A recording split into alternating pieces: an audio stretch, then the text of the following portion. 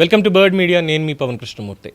కేంద్ర సహాయ మంత్రి బండి సంజయ్ కుమార్ తనయుడు బండి భగీరథ్కి సంబంధించినటువంటి కేసుల్లో బాధితురాలి ఫోటోలు, వీడియోలు, వ్యక్తిగత వివరాలు సోషల్ మీడియాలో వైరల్ చేసినటువంటి యూట్యూబ్ ఛానల్స్, ఫేస్బుక్ పేజీలు, ఇతర సోషల్ మీడియా అకౌంట్స్ మీద సైబర్ క్రైమ్ పోలీసులు కఠిన చర్యలు ప్రారంభించినట్టుగా సమాచారం అందుతోంది. వరుసగా అనేక మంది సోషల్ మీడియా హ్యాండిల్స్ మీద కేసులు నమోదు చేసి దర్యాప్తు కూడా ముమ్మరం చేసినట్టుగా తెలుస్తోంది. పాక్సో కేసుల్లో బాధితురాలు గుర్తింపు బయటపెట్టడం భారతీయ చట్టాల ప్రకారం అత్యంత తీవ్రమైనటువంటి నేరం.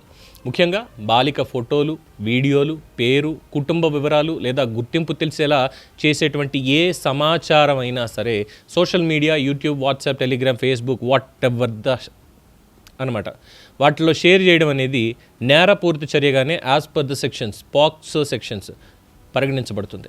సో ఇది వాళ్ళ ప్రైవసీ ఉల్లంఘన మాత్రమే కాదు, బాధితురాలి భద్రత, మానసిక స్థితి మీద తీవ్ర ప్రభావం చూసేటువంటి అంశంగా చూపుతోంది. ఈ తరహా కేసుల్లో protection of children from sexual offences act section 23 వర్తిస్తుంది. దీని ప్రకారం పై చెప్పినటువంటి వివరాలన్నీ కూడా వాటిని వెల్లడించే సమాచారం ప్రచురించడం అనేది పూర్తిగా నిషేధం. మీడియా సంస్థలు, digital platforms, YouTube channel, social media users అందరికీ ఇదే నిబంధనలు. ఉల్లంఘనలు చేస్తే జైలు శిక్షతో పాటుగా జరిమానా కూడా విధించే అవకాశం ఉంది. అదేవిధంగా భారతీయ న్యాయ సంహిత కింద మహిళలు, బాలికల గౌరవాన్ని దెబ్బతీయడం, ప్రైవసీని ఉల్లంఘించడం, అసభ్య కంటెంట్ను ప్రచారం చేయడం వంటి నేరాల కింద కూడా కేసులు నమోదు చేయొచ్చు. ఉద్దేశపూర్వకంగా వైరల్ చేయడం, రీపోస్ట్లు చేయడం, ట్రోల్ చేయడం లేదా థంబ్నెయిల్స్లో ఫోటోలు వాడడం, ఇవి చేసినా సరే వాళ్ళ మీద క్రిమినల్ చర్యలు తీసుకునే అవకాశం ఉంది. ఇక information technology act 2000 section 67 and 67B ప్రకారం పిల్లలకి సంబంధించిన అసభ్య లేదా లైంగిక కంటెంట్ని ఆన్లైన్లో ప్రచారం చేయడం తీవ్రమైన సైబర్ నేరం. దీనిపై దోషిగా తేలితే జైలు శిక్షతో పాటు భారీ జరిమానాలు కూడా విధించవచ్చు.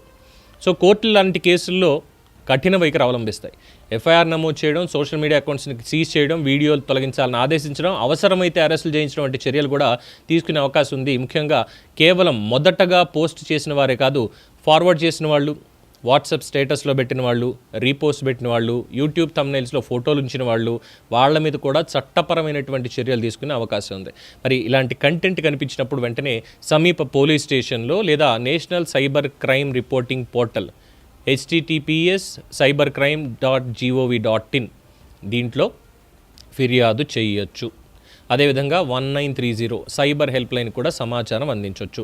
పిల్లల గోప్యతను కాపాడడం అనేది ప్రతి పౌరుడి బాధ్యత అని న్యాయ నిపుణులు స్పష్టం చేస్తున్నారు. ఇది ఉన్నటువంటి ఒక అప్డేట్ అండి.